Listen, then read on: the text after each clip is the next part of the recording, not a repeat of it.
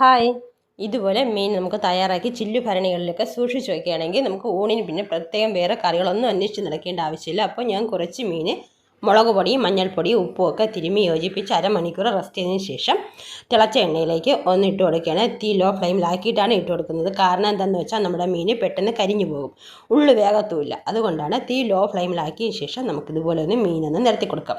ഏത് മീൻ വേണമെങ്കിലും എടുക്കാം. ഞാനിവിടെ ദശക്കട്ടിയുള്ള മീനാണ് എടുത്തിട്ടുള്ളത്. അതാണ് കുറച്ചുകൂടി ബെസ്റ്റായിട്ട് എനിക്ക് തോന്നിയിട്ടുള്ളത്. നമുക്കിതൊന്ന് നിരത്തി കൊടുത്ത് തിരിച്ച് മറിച്ചൊക്കെ ഇട്ടൊന്ന് ഫ്രൈ ചെയ്തെടുക്കണം. അപ്പോൾ നമ്മളിത് ഒരു സൈഡ് ഒന്ന് ഫ്രൈ ആവുന്നത് വരെ ഒന്ന് വെയിറ്റ് ചെയ്യാം.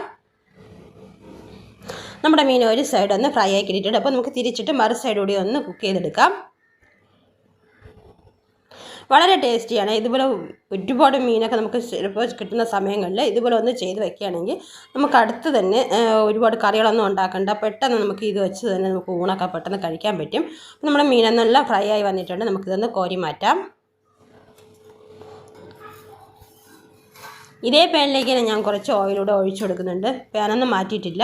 അതിലേക്ക് കുറച്ച് ഇഞ്ചിയും വെളുത്തുള്ളിയും ഒന്ന് ചതച്ചത് ചേർത്ത് കൊടുത്തു. ഇതൊന്ന് മൂത്ത് കിട്ടുന്നതിന് ശേഷം നമുക്കൊരല്പം മുളക്, എരിവിന് എത്രയാണോ മുളക് ആവശ്യം അതിനനുസരിച്ച് പച്ചമുളക് ഒന്ന് കട്ട് ചെയ്തിട്ട് കൊടുക്കാം. അപ്പോൾ ഇതെല്ലാം കൂടെ ഒന്ന് മൂത്ത് കിട്ടിയിട്ട് അതുവരെ നമുക്കിതൊന്ന് ഇളക്കി യോജിപ്പിച്ച് കൊടുക്കാം.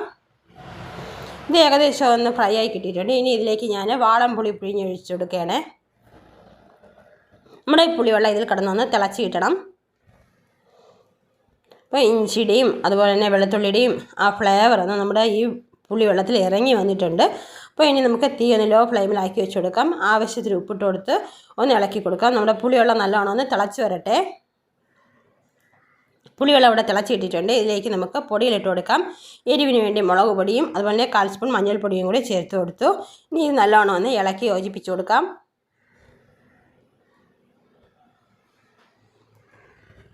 നമ്മുടെ എണ്ണയൊക്കെ ഒന്ന് തെളിഞ്ഞ് വരുന്നത് വരെ ഒന്ന് ഇളക്കി കൊടുത്തു. അപ്പോൾ നമ്മുടെ എണ്ണയിലൊന്ന് തെളിഞ്ഞ് കിട്ടിയിട്ടുണ്ട്. അതുപോലെ നമ്മുടെ ഈ ഗ്രേവി ഒന്ന് തിളച്ച് കിട്ടിയിട്ടുണ്ട്.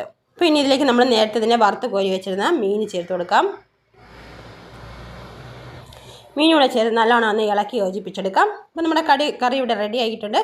അപ്പോൾ വീഡിയോ എല്ലാവർക്കും ഇഷ്ടപ്പെട്ടെന്ന് ഇഷ്ടപ്പെട്ട ലൈക്ക് ചെയ്യാനും ഷെയർ ചെയ്യാനും സബ്സ്ക്രൈബ് ചെയ്യാനും മറക്കരുത്. ഒരല്പം വിനാഗിരി കൂടി ചേർത്ത് ഇളക്കിയ ശേഷം ഒന്ന് ആറിയതിന് ശേഷം നമുക്ക് ചില്ലു കുപ്പികളിലേക്ക് ഇത് മാറ്റാവുന്നതാണ്. വളരെ ടേസ്റ്റിയായ ഈ മീനച്ചാർ നിങ്ങൾക്ക് എല്ലാവർക്കും ഇഷ്ടപ്പെട്ടെന്ന് ഇഷ്ടപ്പെട്ട ദേവീസ് പ്ലാന്റ് എന്ന ചാനൽ സബ്സ്ക്രൈബ് ചെയ്യാൻ മറക്കരുത്. ഇഷ്ടപ്പെട്ട ലൈക്ക് ബട്ടൺ ഒന്ന് ടച്ച് ചെയ്ത് ചെറിയൊരു പ്രോത്സാഹനം തരാനും മറക്കരുത്. Thanks for watching my video. Thank you.